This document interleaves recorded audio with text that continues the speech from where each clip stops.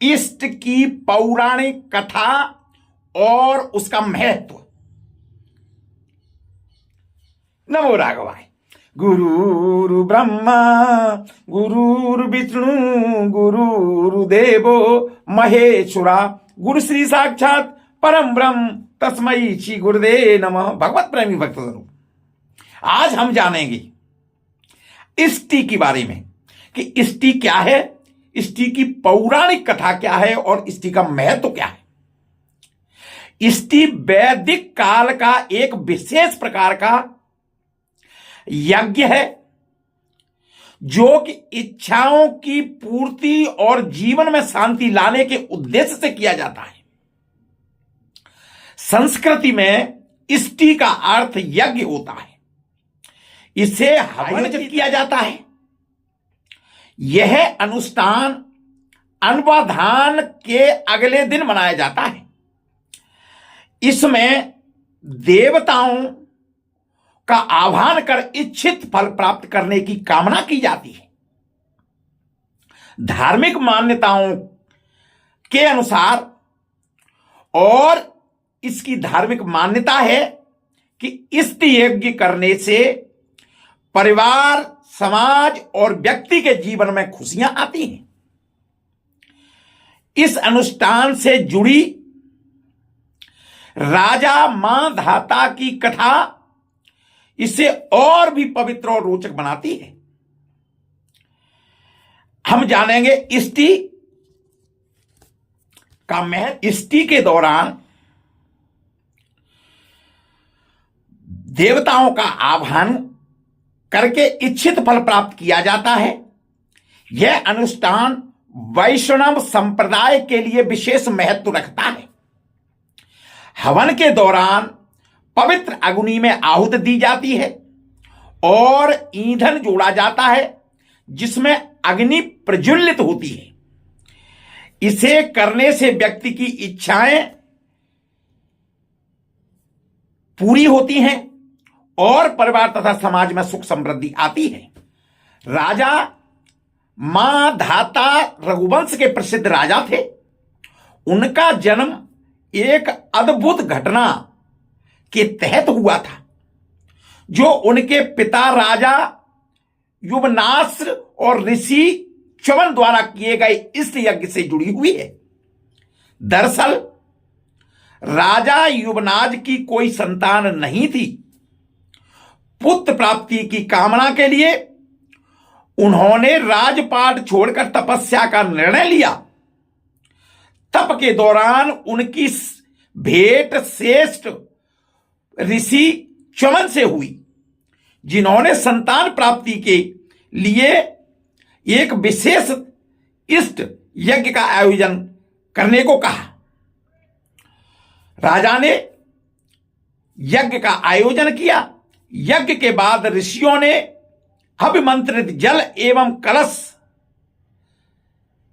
रखा गया जिसे राजा की पत्नी को पीना था और यह जल पीने के बाद राजा की पत्नी गर्भ धारण करने के लिए आमंत्रित की गई। एक रात राजा युवनाश्र को भयंकर प्यास लगी। उन्होंने अनजाने में उस अभिमंत्रित जल को ही पी लिया। उन्होंने अनजाने में इस अभिमंत्रित जल को पीने की वजह से परिणाम स्वरूप ऋषियों ने भविष्यवाणी की कि अब राजा खुद संतान को जन्म देंगे। सही समय पर देवताओं के चिकित्सक अश्विनी कुमारों ने राजा युवनाश की कोख में बच्चे को जन्म दिया। बच्चे को दूध पिलाने के लिए इंद्र ने अपनी उंगली शिशु के मुंह में डाली और कहा,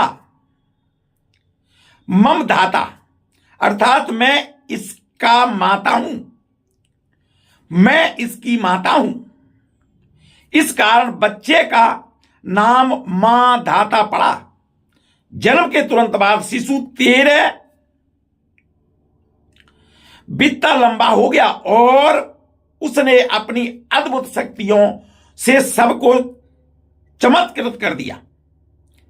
राजा मां धाता ने सूर्यास्त से लेकर के सूर्य उदय तक के सभी क्षेत्रों पर धर्मपूर्वक शासन किया। राजा ने 100 यश्वमेघ यज्ञ और 100 राजसूय यज्ञ किए। उन्होंने स्वर्ण मछली बनाकर ब्राह्मणों को दान में दी। अंततः राजा ने भगवान विष्णु के दर्शन के लिए वन में तपस्या की और अपनी अंतिम सांस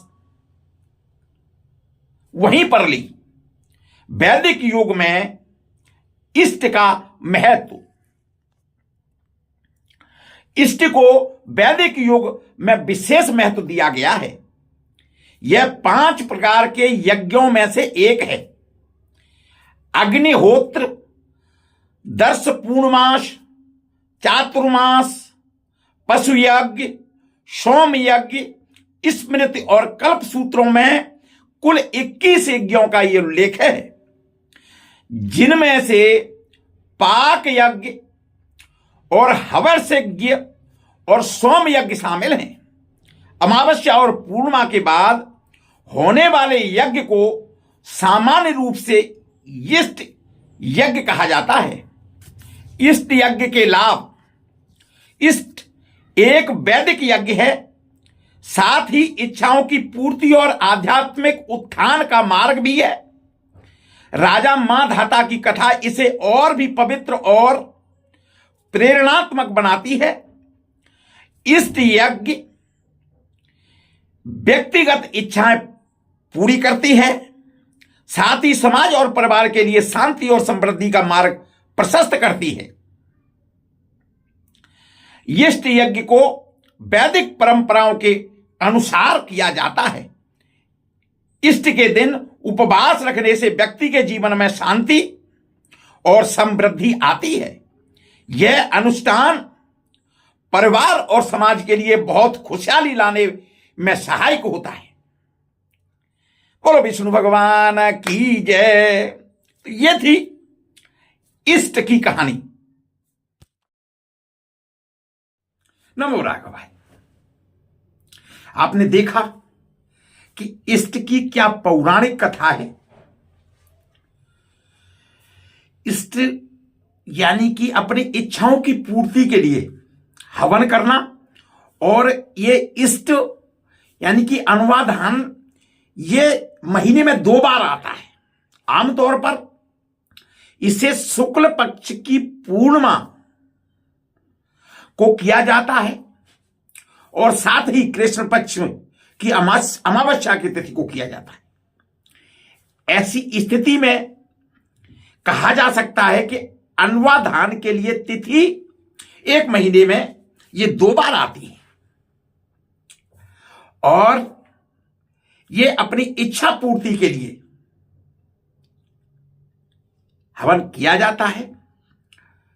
ऐसी जानकारी के लिए, इस तरह की पौराणिक कथाओं के लिए रामायण, महाभारत, भागवत, अपने शास्त्र पुराणों की कथाओं के लिए, सनातन धर्म के अनेक त्योहार और उत्सव की कहानियों के लिए, कथाओं के लिए, उनकी पौराणिक कथाओं के लिए, मंदिर के जानकारी के लिए देखते रहिए प्रभु दर्शन चैनल।